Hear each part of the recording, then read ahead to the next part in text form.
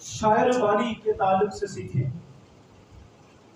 آج شاعر بانی کی رسم بھی ہم ادا کریں گے، یعنی پاک میز میں شرکت بھی کریں گے، تو اسی کے تعلق سے ہم خداوند کے کلام میں سے دیکھیں گے۔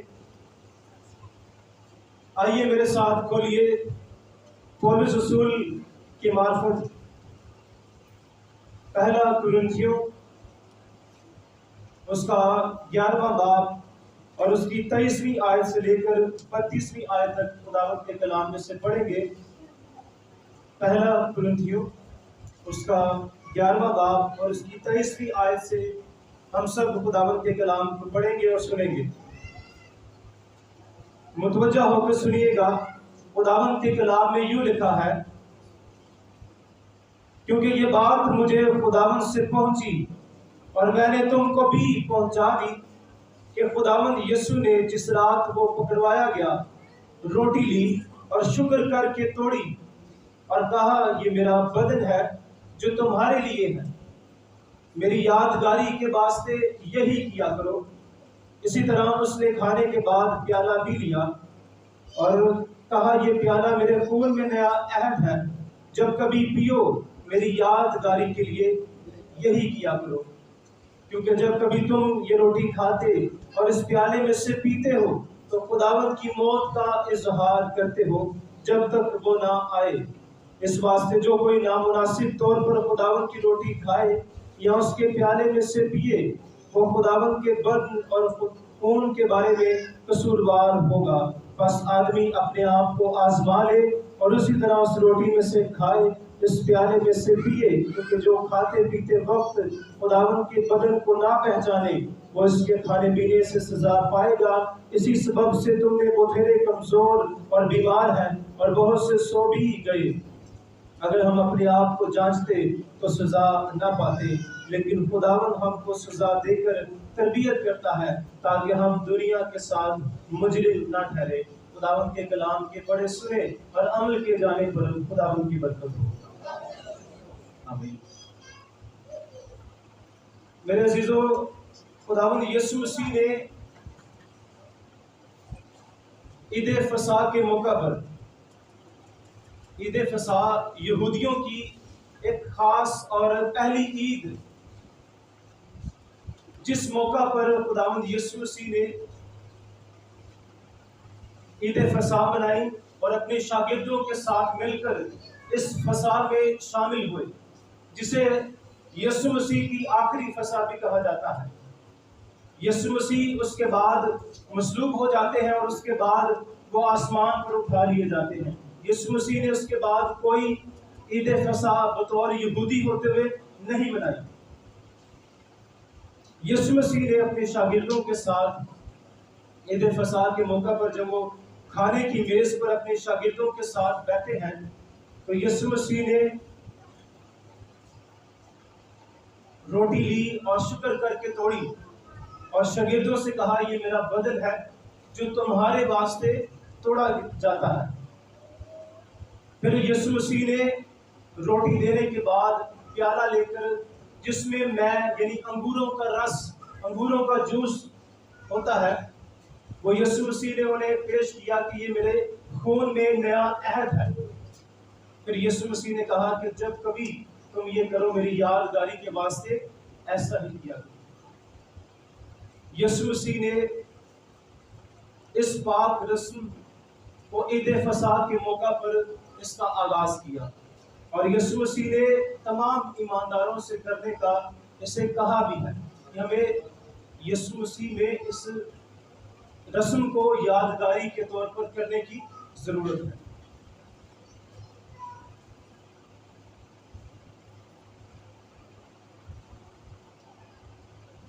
عشاء بانی یا پاک عشاء، اس کا مطلب ہے، عشاء کا مطلب ہے رات کا کھانا اور بانی کا مطلب ہے خداوند، یعنی خدا سے جڑے ہونا، خدا سے تعلق ہونا، یعنی اس کا مطلب ہے، شاعر بانی کا مطلب ہے رات کا کھانا جو خداوند کے ساتھ کھایا جائے۔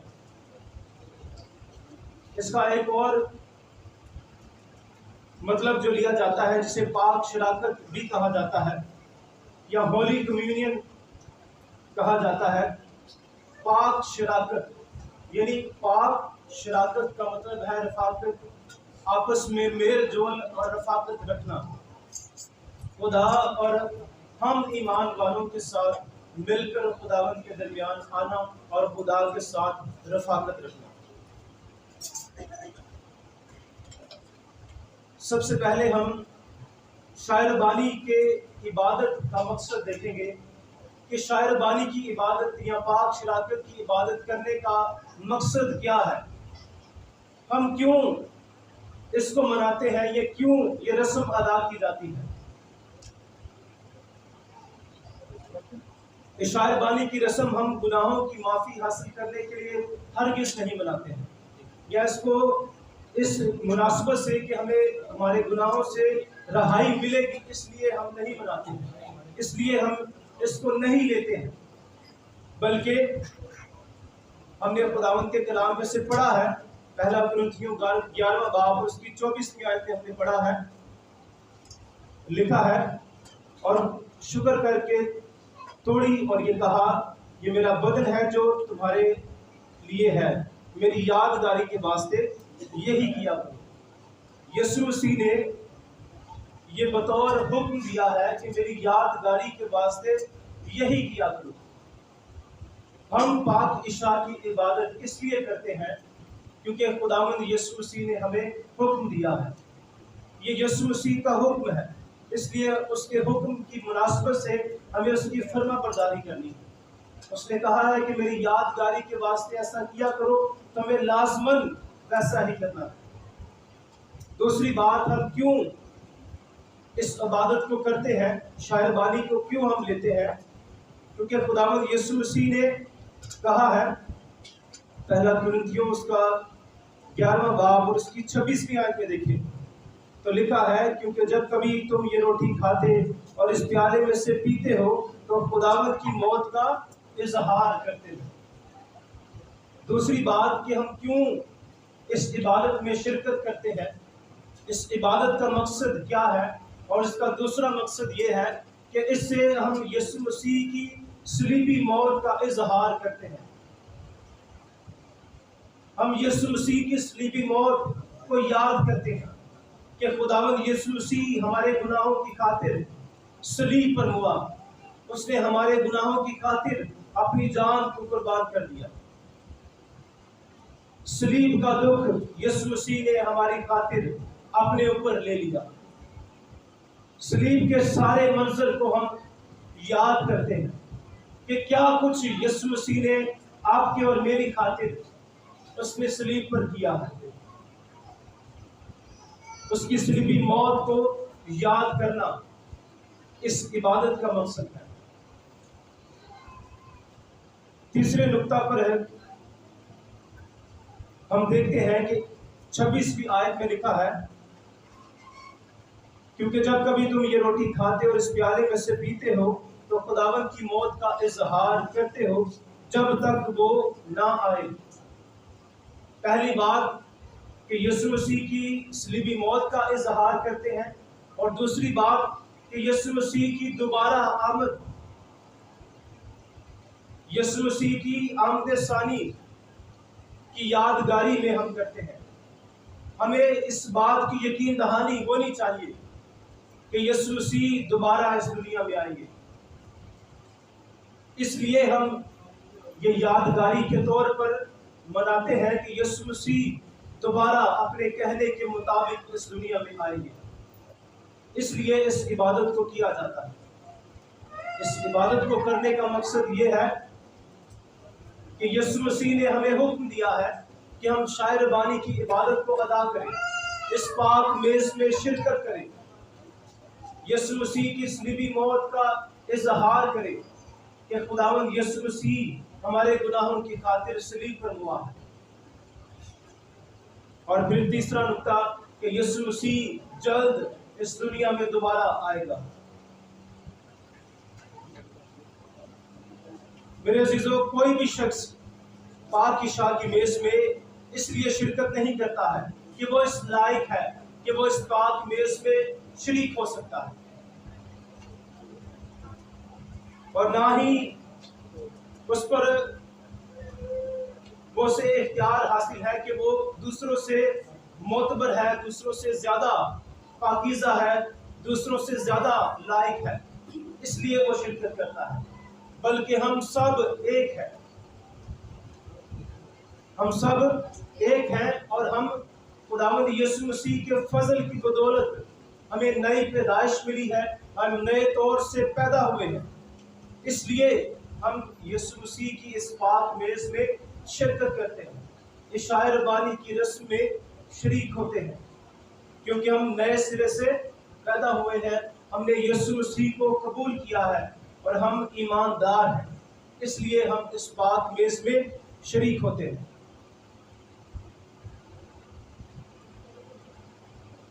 ہمارا اس میز میں شرکت کرنے سے دو باتیں واضح ہوتی ہیں۔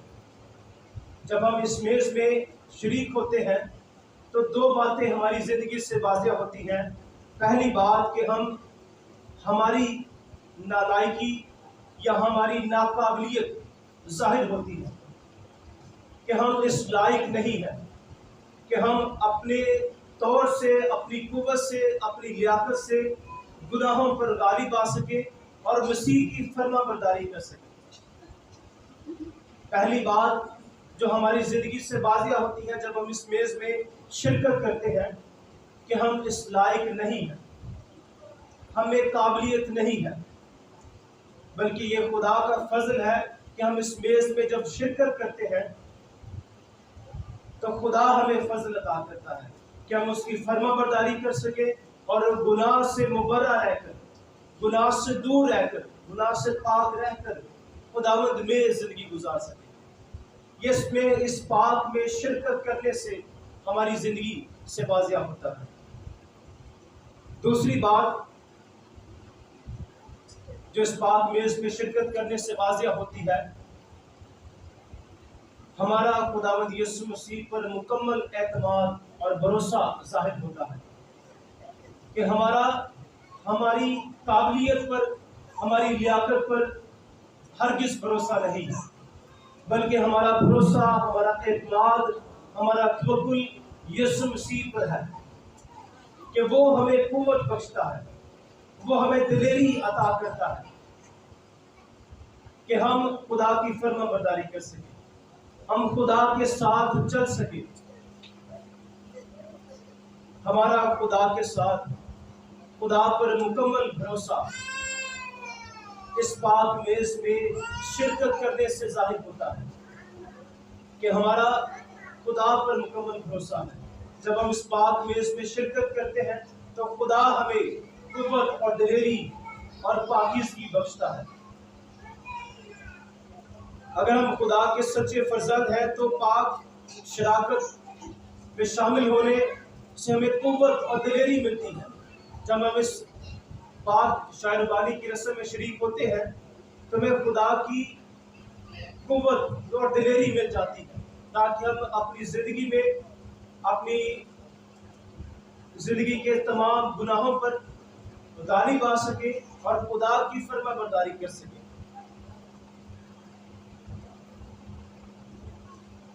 عشاء ربانی میں شرکت کرنے کی بدولت ہمیں خدا اسی طرح، جس طرح اماوس کی راہ پر دو شخص جا رہے تھے تو یسوع مسیح ان کے درمیان موجود ہوا، اسی طرح جب ہم پاک عشاء کی عبادت میں شامل ہوتے ہیں تو خداوند یسوع مسیح ہمارے درمیان آ جاتا ہے، ہم سے بات چیت کرنے کے لیے، ہم سے رفاقت رکھنے کے لیے یسوع مسیح ہمارے درمیان موجود ہوتا ہے۔ یہ ہے عشاء ربانی کی عبادت کا مقصد، کہ جب ہم اس پاک میز پہ شرکت کرتے ہیں اس کی تین بڑی باتوں کو ہمیں یاد رکھنا ہے۔ پہلی بات کہ یسوع مسیح نے ہمیں اس پاک میز میں شرکت کرنے کا حکم دیا ہے، اور دوسری بات جب ہم اس میز میں شرکت کرتے ہیں اس لیے کرتے ہیں کہ یسوع مسیح کی موت کا اظہار کریں، اقرار کریں کہ یسوع مسیح ہمارے گناہوں کی خاطر صلیب پر ہوا ہے، اس نے ہمارا فدیہ دیا ہے، तीसरी बात कि यीशु मसीह जल्द आने वाला है। वो दोबारा इस दुनिया में आएगा और हम हमेशा हमेशा उसके साथ अबदी रफाकत में रहेंगे। ये तीन बड़े इस इबादत के मकासद हैं। दूसरा नुक्ता है कि हम शायरबानी में किस तरह शरीक हों। मैं शायरबानी की रस्म में किस तरह शरीक हो सकता हूँ। इस पाक मेज़ की रस्म में हमें शिरकत करने के लिए हमें पहले से तैयार होने की ज़रूरत है। हमें मालूम है कि महीने के पहले हफ्ता, जो पहला एतवार, महीने का पहला एतवार होता है, हम उसमें इस रस्म को अदा करते हैं। तो हमें पहले से अपने आप को तैयार करके आना है, ना सिर्फ रूहानी तौर पर बल्कि जिस्मानी तहारत, जिस्मानी पाकीज़गी का भी ख्याल रखते हुए हमें इस पाक में इसमें शिरकत करनी है। और इसके साथ हमें अपने आप को तैयार करना है कि हम किस तौर पर इसमें शरीक हो सकते हैं। बाज़ कलीसियाओं ने एक निज़ाम या एक ज़ाब्ता बना रखा है कि जो कोई शख्स तौबा करता है, बपतिस्मा लेता है, वही इसमें शरीक हो सकता है। हम भी इसी कानून या इसी ज़ाब्ते को अपनी ज़िंदगी में लागू करते हुए, क्योंकि जो शख्स तौबा करता है, बपतिस्मा लेता है, उसे इस बात की समझ आ जाती है कि हमें इस रस्म में किस तरह शिरकत करनी है। और उस पर यह बात वाजिब हो जाती है कि जब वो इस रस्म में शिरकत करता है तो उसे किस तौर पर इसकी पैरवी करनी है, किस संजीदगी के तहत उसे इस पाक मेज़ में शिरकत करना है, रोटी और शीरे को लेना है। अगर कोई गैर निजात याफ्ता है जिसने तौबा नहीं की, बपतिस्मा नहीं लिया, तो उसके नज़दीक इसकी कोई अहमियत नहीं होगी। लेकिन जो तौबा करता है, बपतिस्मा लेता है, उसके नज़दीक इस पाक मेज़ की अहमियत होगी। वह इस बात को समझता है कि ये एक पाक रस्म है। अगर इसमें मैं गैर मुनासिब तौर पर इसको लूंगा तो खुदा मुझे सजा देगा। तो इसके लिए यही ज़ाब्ता है कि जब हम इसमें शिरकत करते हैं तो वो ही इसमें शिरकत करे जिसने तौबा की है, जिसने बपतिस्मा लिया। इस बात को बाखूबी तौर पर समझता है कि मैंने इसको मुनासिब तौर पर लेना।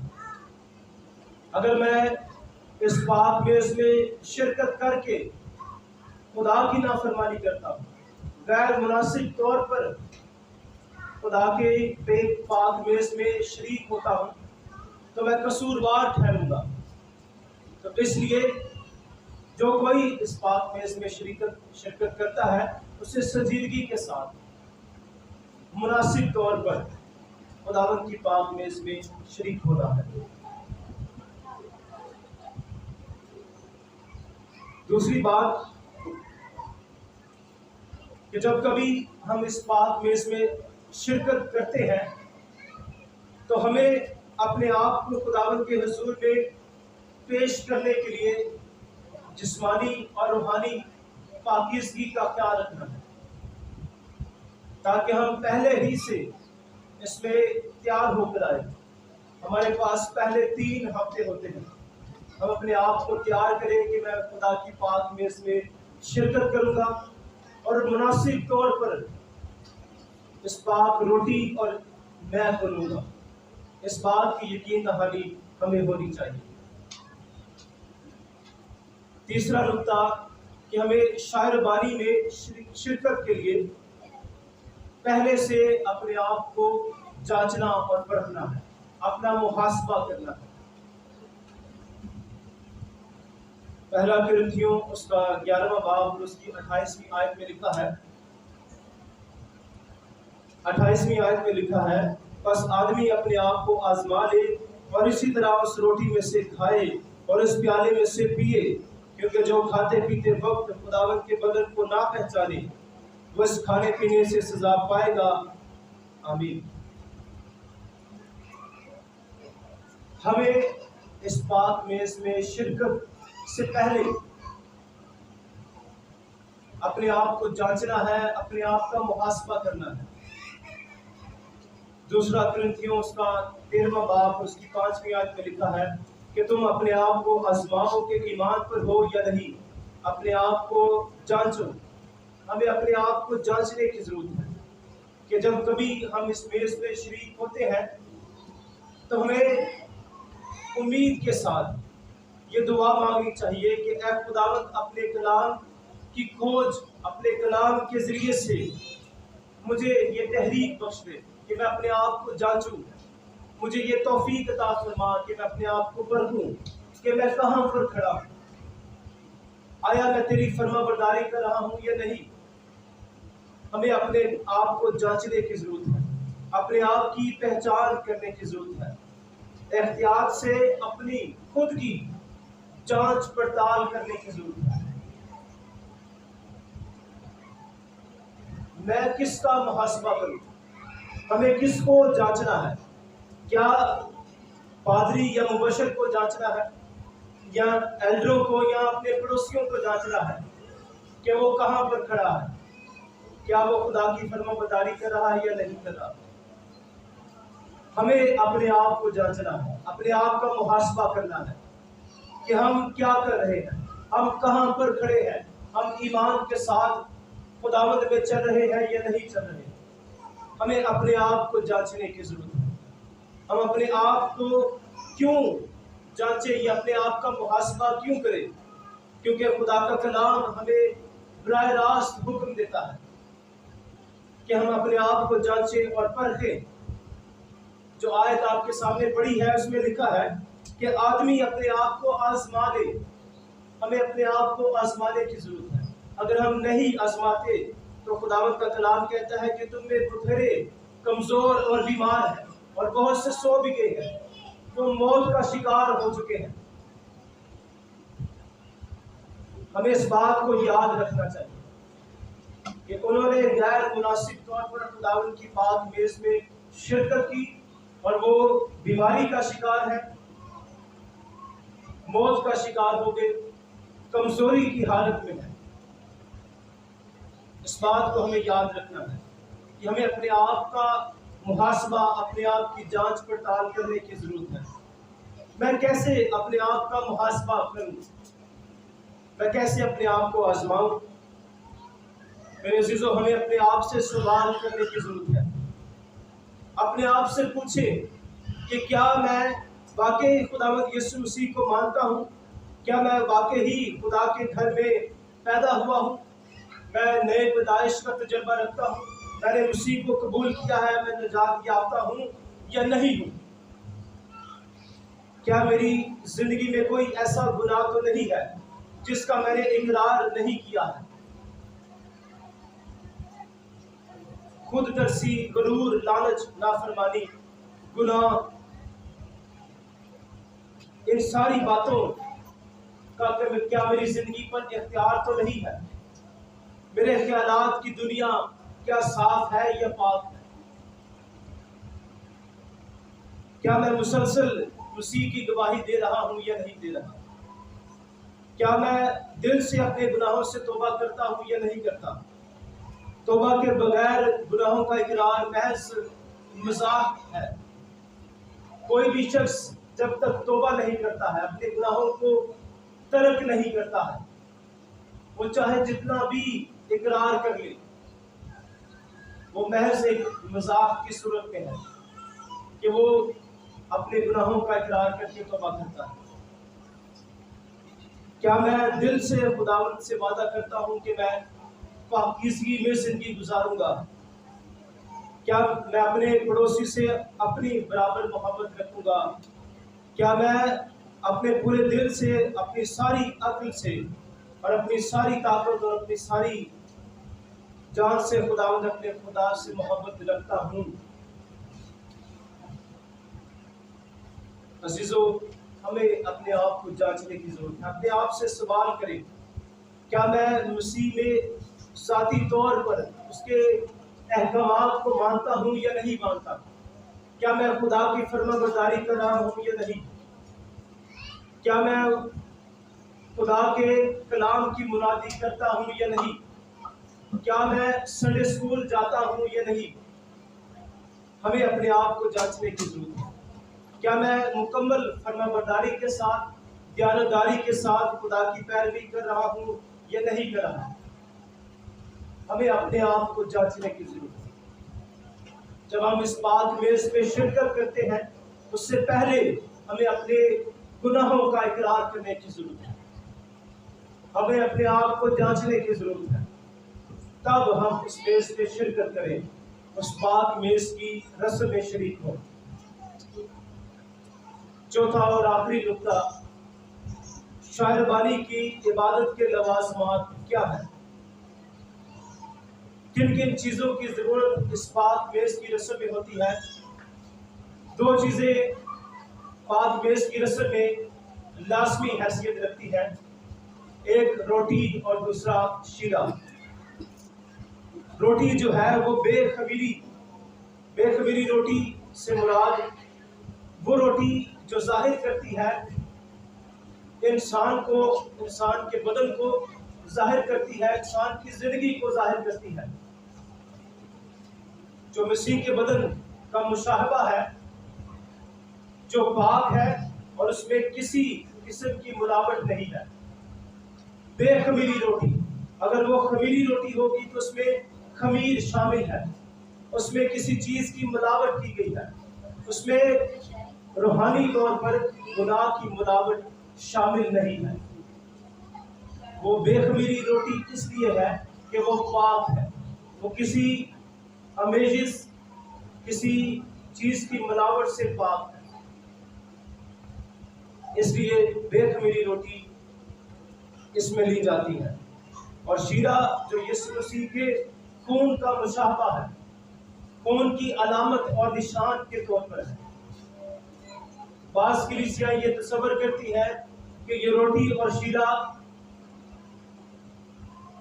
ذاتی طور پر، ظاہری طور پر، ذاتی طور پر یہ بدل جاتا ہے۔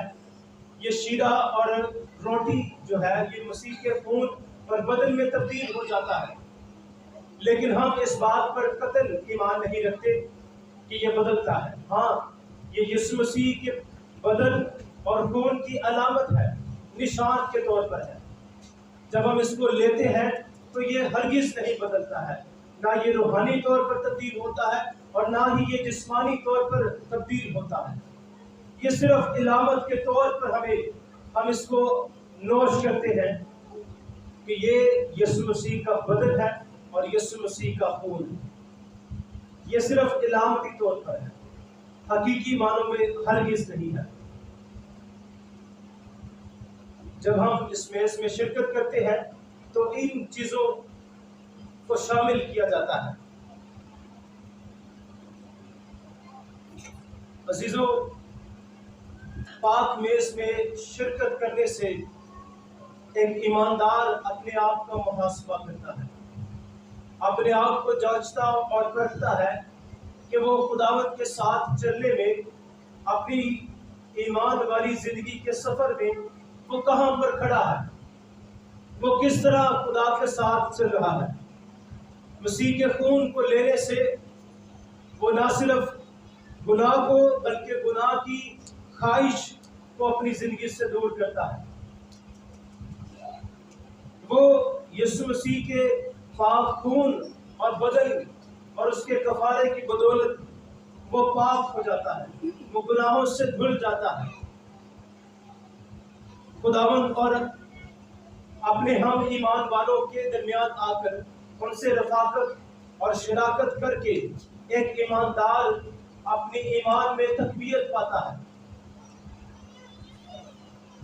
وہ اپنے ایمان میں مضبوطی پاتا ہے،